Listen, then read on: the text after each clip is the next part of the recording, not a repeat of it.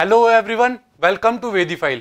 तो आज हम बात करेंगे बच्चों मेटेलिक कैरेक्टर्स की। किसकी? मेटेलिक कैरेक्टर की बात करेंगे कि 13th ग्रुप एलिमेंट या फिर मैं बोल दूं बोरोन फैमिली में किस तरह मेटेलिक कैरेक्टर वेरी करते हैं। बात क्लियर है? So what is metallic character? सबसे पहले बात करते हैं मेटेलिक कैरेक्टर होता क्या है बच्चों। मेटेलिक कैरेक्टर का मतलब होता है इलेक्ट्रॉन्स को लूज करना। The tendency to lose electron by any element is called metallic character of those element. क्या बोला मैंने? मेटेलिक कैरेक्टर का मतलब हो गया कोई मेटल जो होगा वो कितना इलेक्ट्रॉन लूज करता है। मेटल की टेंडेंसी होती है इलेक्ट्रॉन लूज करने की। जो ज्यादा इलेक्ट्रॉन देगा उसका मेटेलिक कैरेक्टर ज्यादा होगा, जो कम इलेक्ट्रॉन लूज करेगा उसका मेटेलिक कैरेक्टर कम हो जाएगा। बच्चों बात क्लियर है मेटेलिक कैरेक्टर क्या होता है? अब मैं बात करता हूं जनरल ट्रेंड की। तो generally we know that the metallic character increases down the group. हमने क्या बोला है? मेटेलिक कैरेक्टर हम जैसे जैसे ऊपर से नीचे मूव करते हैं तो जनरली इंक्रीज होता है। अब जनरली इंक्रीज क्यों होता है बच्चों ये बताइए? क्योंकि जैसे जैसे हम ऊपर से नीचे मूव करते हैं आप सभी को पता है साइज इंक्रीज होती है, और साइज अगर इंक्रीज होती है तो जो हमारे न्यूक्लियस और इलेक्ट्रॉन के बीच में डिस्टेंस होता है वो बढ़ता चला जाता है। वो जो इलेक्ट्रॉन है वो न्यूक्लियस से बहुत फार होता हुआ चला जाता है, और अगर उनके बीच में डिस्टेंस बढ़ रहा है दैट मींस वहां से इलेक्ट्रॉन का निकलना इजी हो जाएगा। तो जनरली हमने क्या बोला? ऊपर से नीचे आने पर मेटेलिक कैरेक्टर इंक्रीज होता है। बात क्लियर है यहां तक? So if we talk about 13th group element, अगर मैं बोरोन फैमिली की बात करूं या फिर 13th ग्रुप एलिमेंट की बात करूं, then boron is not a metal. आप सभी को पता है बोरोन मेरा मेटल नहीं है। तो बोरोन क्या है?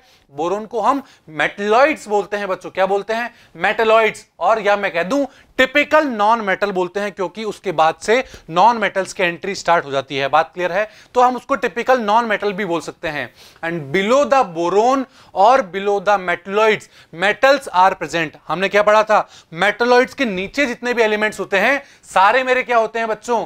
सारे मेरे मेटल्स होते हैं। दैट मींस बोरोन फैमिली में मैं जैसे जैसे ऊपर से नीचे की तरफ मूव करता हूं तो मेरे मेटेलिक कैरेक्टर इंक्रीज हो रहे हैं। क्यों? क्योंकि मेटलॉइड्स के नीचे सारे मेरे मेटल्स होते हैं। बात क्लियर है बच्चों? यहां तक बात समझ में है बच्चों? मैंने क्या बोला कि अगर बोरोन फैमिली में मैं ऊपर से नीचे मूव करूं तो ऊपर से नीचे मूव करने पर मेरे मेटेलिक कैरेक्टर इंक्रीज हो जाएंगे बच्चों। बात क्लियर है? तो क्या ऑर्डर होगा मेटेलिक कैरेक्टर का? सबसे ज्यादा हमारा थैलियम हो जाएगा, फिर इंडियम हो जाएगा, इंडियम के बाद गैलियम हो जाएगा, गैलियम के बाद एल्यूमिनियम, और बोरोन तो हमारा एक तरीके से टिपिकल नॉन मेटल है तो उसकी मेटेलिक कैरेक्टर की क्या बात करें उसको सबसे कम हो जाएगा। बात क्लियर है बच्चों? समझ में आया आपको किस तरह हमने मेटेलिक कैरेक्टर को पढ़ा? अब मैं बात करता हूं बच्चों रिड्यूसिंग नेचर की, कि रिड्यूसिंग नेचर क्या होता है बच्चों। तो सबसे पहले बात करूं what is the meaning of reducing nature. Reducing nature क्या होता है? रिड्यूसिंग नेचर मतलब बच्चों रिड्यूसिंग एजेंट। मतलब जो हमारे 13th ग्रुप एलिमेंट होंगे वो क्या रिड्यूसिंग एजेंट की तरह बिहेव करेंगे या ऑक्सीडाइजिंग एजेंट की तरह बिहेव करेंगे, उसके बारे में बात करते हैं। हम यहां पर बात करेंगे बच्चों रिड्यूसिंग एजेंट की। अगर वो अच्छे रिड्यूसिंग एजेंट होंगे तो अच्छे ऑक्सीडाइजिंग एजेंट नहीं होंगे। बात क्लियर है? तो हम रिड्यूसिंग एजेंट को फैक्टर लेते हुए सारी चीज को सॉल्व करेंगे। अब मैं बात करूं रिड्यूसिंग एजेंट होता क्या है। रिड्यूसिंग एजेंट का मतलब हो गया बच्चों खुद का ऑक्सीडेशन। अगर कोई रिड्यूसिंग एजेंट है तो वो सामने वाले का तो रिडक्शन करेगा, दैट मींस सामने वाले को तो रिड्यूस करेगा, बट खुद का क्या करेगा? खुद का करेगा बच्चों ऑक्सीडेशन। बात क्लियर है? सेल्फ ऑक्सीडेशन भी बोल सकते हैं जिसे हम, and self oxidation means losing of electron by it. मतलब खुद का ऑक्सीडेशन का मतलब क्या हो गया? कि इलेक्ट्रॉन्स को लूज करना बच्चों। बात समझ में आई यहां तक? So if we talk about general trend, अगर मैं जनरल ट्रेंड की बात करूं तो क्या होता है? ऊपर से नीचे आने पर किसी भी ग्रुप में ऊपर से नीचे आने पर इलेक्ट्रॉन्स की लूज करने की टेंडेंसी ऊपर से नीचे आने पर इंक्रीज होती है। क्या बोला मैंने? मैंने बोला जनरली हम क्या देखते हैं कि जब मैं किसी पीरियोडिक टेबल में ऊपर से नीचे मूव करता हूं तो इलेक्ट्रॉन के लूज करने की टेंडेंसी इंक्रीज हो जाती है। That means tendency to oxidized increase. उसकी ऑक्सीडेशन होने की टेंडेंसी क्या हो गई? बढ़ गई है बच्चों। और हम कह सकते हैं कि रिड्यूसिंग पावर बढ़ गई है बच्चों। अगर उस मेटल की या फिर उस एलिमेंट की रिड्यूसिंग पावर बढ़ी है तो वो खुद का क्या कर देगा? खुद का ऑक्सीडेशन कर देगा, सामने वाले का रिडक्शन कर देगा बच्चों। बात क्लियर है? But what happen actually boron के केस में मैं बात करूं तो बोरोन के केस में क्या होगा बच्चों? देखिए बोरोन के केस में क्या होता है? Boron to aluminium reducing power increases. जब मैं बोरोन से एल्यूमिनियम की तरफ मूव करता हूं तो मेरी रिड्यूसिंग पावर क्या होती है बच्चों? इंक्रीज हो जाती है। But after aluminium the reducing power decreases. क्या बोला मैंने? अगर मैं बोरोन से एल्यूमिनियम मूव किया तो मेरी रिड्यूसिंग पावर बढ़ रही थी, जो कि बढ़नी चाहिए जनरल ट्रेंड के हिसाब से।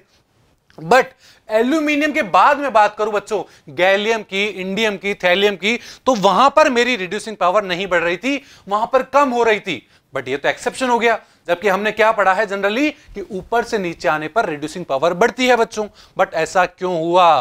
बिकॉज ऑफ सेम रीजन बच्चों। हमने क्या पढ़ा हुआ है? Shielding effect. एल्यूमिनियम के बाद मैं बात करूं गैलियम की, तो गैलियम के अंदर डी इलेक्ट्रॉन्स की अवेलेबिलिटी हो जाती है और उनकी प्रेजेंस होने की वजह से वहां पर शील्डिंग इफेक्ट कम हो जाता है बच्चों। और शील्डिंग इफेक्ट कम हो गया, इसका मतलब क्या हुआ? उस न्यूक्लियस का उस बाहर वाले इलेक्ट्रॉन के ऊपर अट्रैक्शन बढ़ गया है, और अट्रैक्शन बढ़ गया तो वो इलेक्ट्रॉन वहां से इजीली निकल पाएगा क्या? नहीं निकल पाएगा बच्चों। और अगर इलेक्ट्रॉन बाहर नहीं निकल पाया तो वो ऑक्सीडाइज भी नहीं हो पाएगा, खुद का ऑक्सीडेशन भी नहीं कर पाएगा, और खुद का ऑक्सीडेशन नहीं कर पाया दैट मीन्स उसका रिड्यूसिंग नेचर डिक्रीज होता चला गया। और गैलियम से नीचे आने पर डिक्रीज क्यों हो रहा है? क्योंकि नीचे आने पर डी इलेक्ट्रॉन्स के साथ साथ एफ इलेक्ट्रॉन्स भी आ जाते हैं थैलियम के अंदर। बात क्लियर है बच्चों? That means the tendency to oxidation decreases and the reducing nature is also decreases. क्या मतलब हुआ इसका? जैसे जैसे हम बोरोन से एल्यूमिनियम गए तो बोरोन से एल्यूमिनियम जाने पर रिड्यूसिंग नेचर बढ़ रहा था, दैट मींस खुद की ऑक्सीडेशन करने की टेंडेंसी बढ़ रही थी। बट मैं एल्यूमिनियम के बाद जब नीचे मूव किया थैलियम तक, वहां पर क्या हो रहा था बच्चों? वहां पर ऑक्सीडेशन होने की टेंडेंसी कम हो गई थी, खुद की ऑक्सीडेशन होने की टेंडेंसी कम हो गई थी। दैट मींस रिड्यूसिंग पावर या फिर मैं कह दूं रिड्यूसिंग एजेंट जो थे मेरे, वो भी ऊपर से नीचे आने पर क्या हो रहे थे? डिक्रीज हो रहे थे बच्चों। बात क्लियर है? तो आई होप आप सबको ये मेटलिक कैरेक्टर, रिड्यूसिंग नेचर, ये सब चीज के बारे में समझ में आया होगा। Thank you.